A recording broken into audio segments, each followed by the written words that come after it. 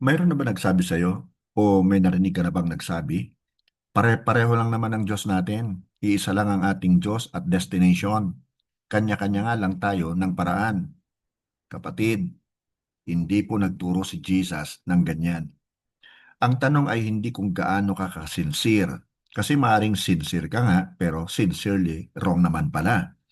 Tulad halimbawa po ni Saul, the Pharisee. Buong akala niya ay sa Diyos siya naglilingkod. Tinugis, ipinakulong, ipinapatay niya ang mga tagasunod ni Kristo. Hanggang sa makilala niya si Jesus. At noon niya nalaman na maling-mali pala siya. So ang tanong, sino ang Diyos na sinusunod at pinaglilingkuran mo? Ang discipleship po ay hindi lamang behavior modification o pagbabago ng kilos, kundi heart transformation o pagbabago ng puso. Sa gabi pong ito, pag-aaralan natin ang Christianity, na ang Christianity ay hindi lamang nag-aalok ng moral code, spiritual experience o religious identity.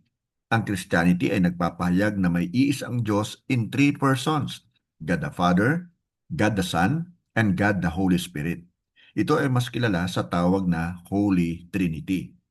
Sila ay pantay-pantay sa kapangyarihan at pagka-Diyos at iisa sa diwa, layunin at pag-ibig. Bagamat ang salita pong Trinity ay hindi makikita sa Bible, ipinapakita ito ng Bible sa iba't ibang paraan at sitwasyon.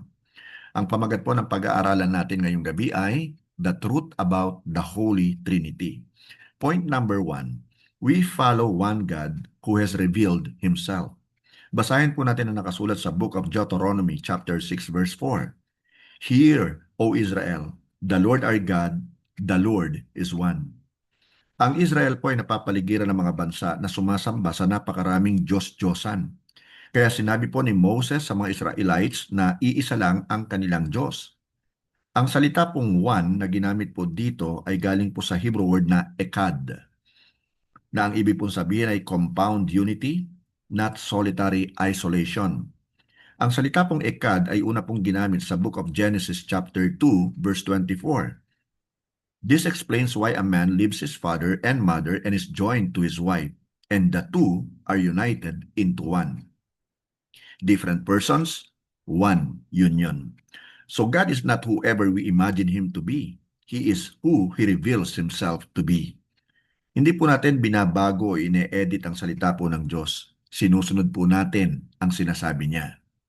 Point number 2, the Father is God. He is eternal. Sa Psalm 90 verse 2, it is written, before the mountains were born, before you gave birth to the earth and the world, from beginning to end, you are God. He is the Creator. Genesis chapter 1 verse 1 says, in the beginning, God created the heavens and the earth. He is one. Deuteronomy chapter 6 verse 4, again, hear, O Israel, the Lord our God, the Lord is one. At sa 1 Corinthians chapter 8 verse 6 naman po nakasulat, there is one God the Father by whom all things were created and for whom we live. He planned our salvation. Sa Ephesians chapter 1 verses 4 and 5, mababasa po natin, even before He made the world, God loved us and chose us in Christ to be holy and without fault in His eyes. God decided in advance to adopt us into His own family by bringing us to Himself through Jesus Christ. This is what He wanted to do, and it gave Him great pleasure. Ang salvation po ay hindi nagsimula sa cross. Ang salvation po ay nagsimula sa puso ng ating Diyos Ama. Bago pa man po ipanganak ang isang sanggol, inihahanda na ng kanyang magulang ang kanyang mga pangangailangan. Ang point, hinanda na ng ating Diyos Ama ang ating kaligtasan at mga kakailanganin bago pa man tayo isinilang. Kinukuha ng Diyos ang responsibility ng buong buhay ng taong lubos na nagpapasakop sa Kanya. Point number 3, the Son is God. So John chapter 1 verse 1, it is written, in the beginning, the Word already existed. The Word was with God, and the Word was God. Pagdating po sa John 1:14a, so the Word became human and made His home among us. Si Jesus po ay hindi naging Diyos lamang noong siya ay naging tao. Hindi. Siya po ay dumating bilang Diyos na nagkatawang tao. Colossians chapter 2 verse 9 says, for in Christ lives all the fullness of God in a human body. At doon naman po sa John chapter 20 verse 28, Thomas said to him, "My Lord and my God." At doon naman po sa book of Titus chapter 2 verse 13, mababasa naman natin, "While we wait for the blessed hope, the appearing of the glory of our great God and Savior, Jesus Christ." So kung si Jesus po ay hindi Diyos, hindi sapat ang cross. Ang kasalanan po natin ay mananatiling hindi bayad. Ang kamatayan ay mananatiling wala pang talo. Ngunit dahil si Jesus po ay Diyos, ang dugo niya ay nakapagliligtas. Tinalo ng kanyang resurrection ang kamatayan. Kaya ang kanya pong pagiging Panginoon ay nangangailangan ng ating pagsamba at pagsunod. Tandaan po natin itong mabuti. The gospel is not a way to get people to heaven. It is a way to get people to God. Point number 4, the Holy Spirit is God. Sa Acts chapter 5 verses 3 and 4, it is written, "Then Peter said, Ananias, how is it that Satan has so filled your heart that you have lied to the Holy Spirit and have kept up or have kept for yourself some of the money you received for the land? Didn't it belong to you before it was sold? After it was sold, wasn't the money at your disposal?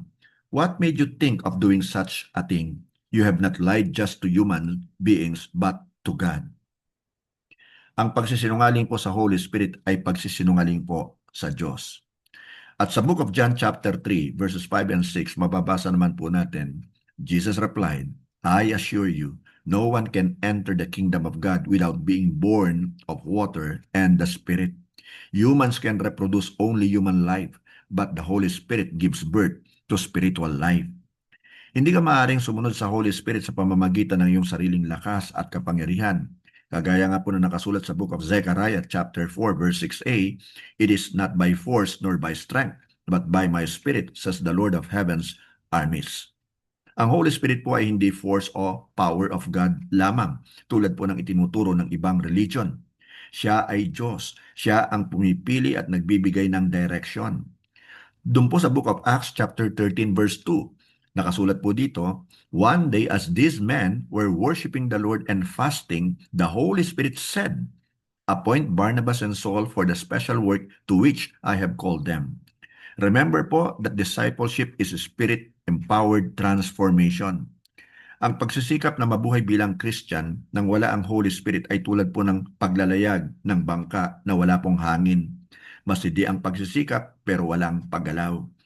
Ang Holy Spirit po ay nagbibigay sa atin ng kapangyarihan upang mamuhay ng iba.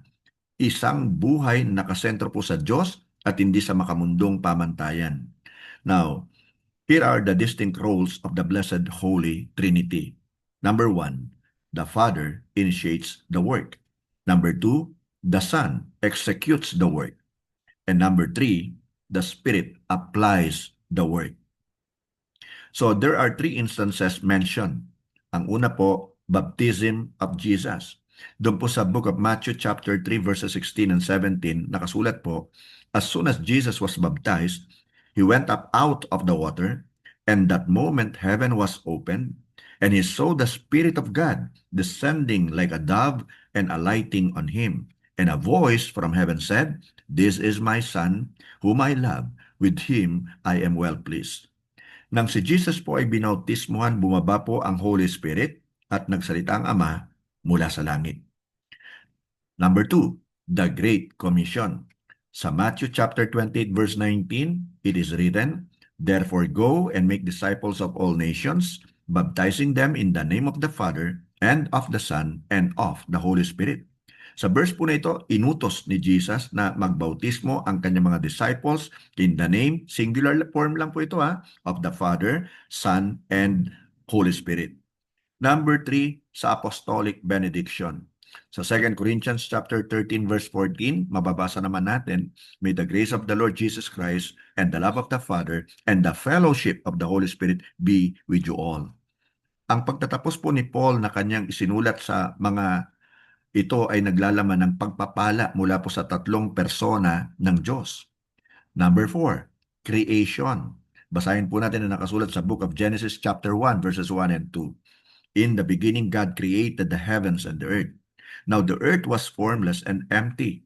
Darkness was over the surface of the deep, and the Spirit of God was hovering over the waters."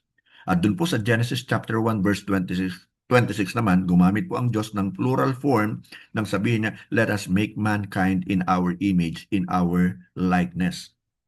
Number 5, Jesus' declaration. Doon po sa John chapter 10 verse 30, sinabi po ni Jesus, I and the Father are one. So ang Holy Trinity ay hindi paniniwala na tatlo ang Diyos, kundi isang Diyos in three distinct, co-eternal, and co-substantial, sharing the same substance person. Nawa po meron po tayong naunawaan with regards to the Holy Trinity. Maraming salamat po. God bless you all and glory to God.